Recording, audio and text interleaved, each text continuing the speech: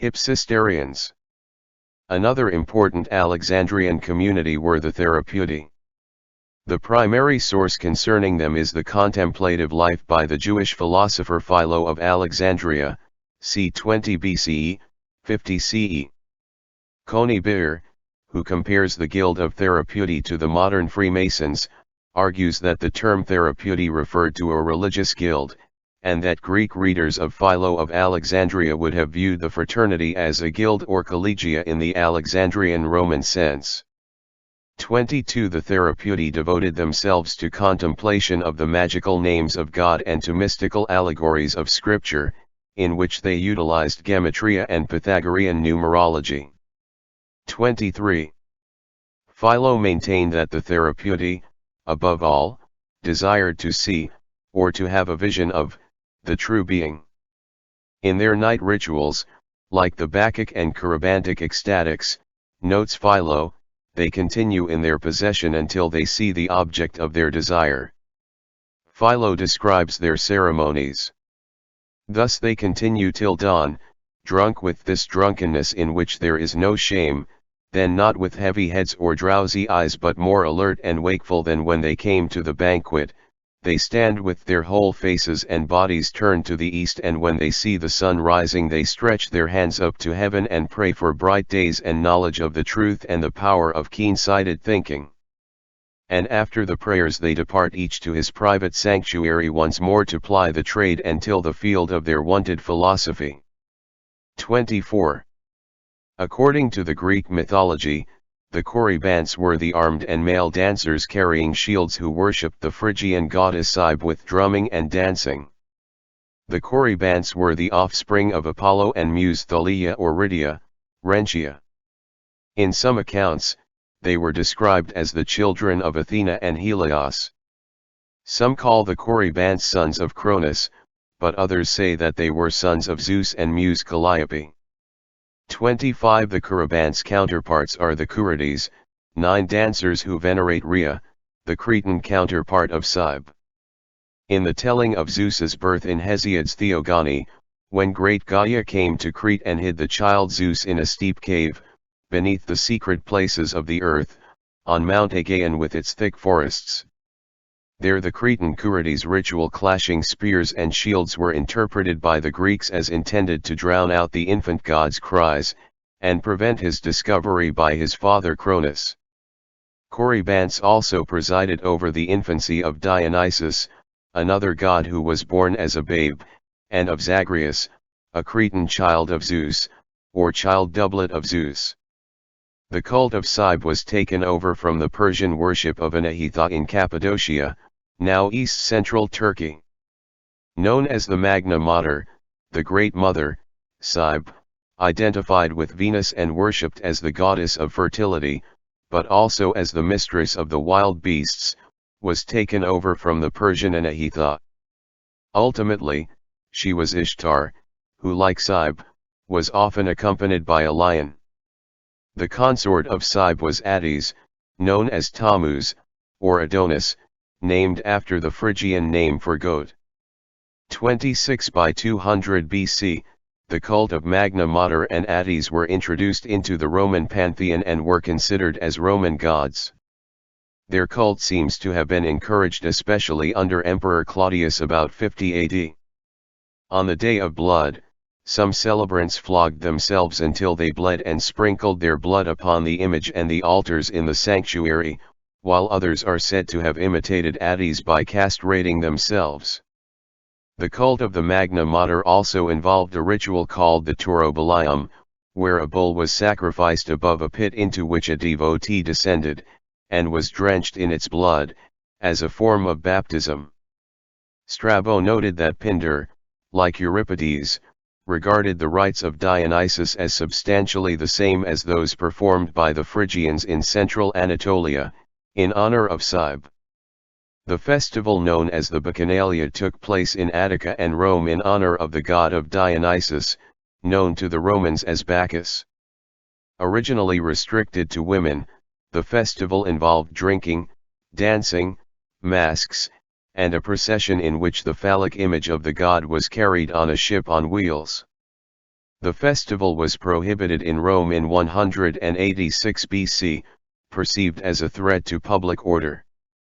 Livy, the Roman historian who lived at the turn of the first millennium, described the Dionysian rites as they had come to light in the controversy.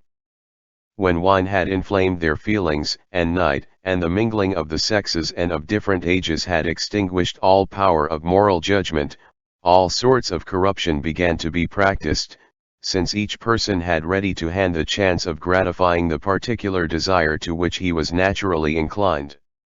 The corruption was not confined to one kind of evil, the promiscuous violation of free men and women. The cult was also a source of supply of false witnesses, forged documents, and wills, and perjured evidence, dealing also in poisons and in wholesale murders among devotees, and sometimes ensuring that not even the bodies were found for burial. Many such outrages were committed by craft, and even more by violence, and the violence was concealed because no cries for help could be heard against the shriekings, the banging of drums and the clashing of cymbals in the scene of debauchery and bloodshed. 27. In Phrygia, where numerous Jewish colonies were established, Attis was assimilated to Dionysus Sabazius, which in etymology that dates back to the Hellenistic period equates with Yahweh Zebaoth, the biblical Lord of hosts. 28. Cumont maintained, undoubtedly he belonged to a Jewish pagan sect that admitted neophytes of every race to its mystic ceremonies. 29. According to Leitus, a Byzantine astrologer of the 6th century AD, the Chaldeans call the god Dionysus, or Bacchus, Iao in the Phoenician tongue, instead of the intelligible light, and he is also called Sabaoth, signifying that he is above the 7 poles, that is the demiurgos. 30. In the 1st century AD, Cornelius Labeo, equated Iao with Dionysus, from the following oracle of Apollo of Claros: those who have learned the mysteries should hide the unsearchable secrets, but, if their understanding is small and the mind weak, then ponder this, that Iao is the supreme god of all gods, in winter, Hades, at spring's beginning, Zeus, the sun in summer, and in autumn, the splendid Iao. 31. Plutarch maintained that the Jews worshipped Dionysus, and that the day of Sabbath was a festival of Sabazius. 32. The Sabbath, or Shabbat in Hebrew, is the 7th day of the week, which is related to Shabbatai, the Hebrew name for Saturn, the 7th planet. The Romans named Saturday Saturnides, Saturn's day, no later than the 2nd century for the planet Saturn. A similarity between the Jewish Passover and the rites of Dionysus was perceived by a number of ancient authors. According to Tacitus, the priests of the Jews used to perform their chants to the flute and drums, crowned with ivy, and a golden vine was discovered in the temple, and this has led some to imagine that the god thus worshipped was Prince Liber, Dionysus.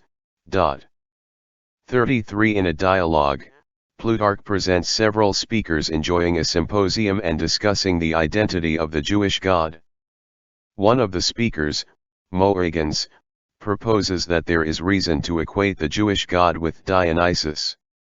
Most of the relevant proofs can lawfully be pronounced or divulged only to those of us who have been initiated into the perfect mysteries celebrated every other year, but what I am going to speak of is not forbidden in conversation with friends. First, the time and character of the greatest, most sacred holiday of the Jews clearly befits Dionysus. When they celebrate their so-called fast, at the height of the vintage, they set out tables of all sorts of fruit under tents and huts plated for the most part of vines and ivy. They call the first of the days of the feast tabernacles. A few days later they celebrate another festival, this time identified with Bacchus not through obscure hints but plainly called by his name, a festival that is a sort of procession of branches or thyrsus procession, in which they enter the temple each carrying a thyrsus. What they do after entering we do not know, but it is probable that the rite is a Bacchic revelry, for in fact they use little trumpets to invoke their god as do the Argives at their Dionysia. 34. As Goodenough pointed out, that the religion of early Israel was filled with solar and astral elements is now commonplace, however much experts may disagree about the details.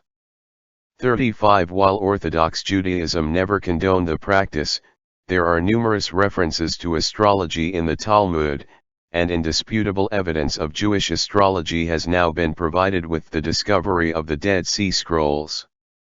36. According to Epiphanius, a Christian bishop of the 4th century AD, both fate and astrology are practiced zealously among them.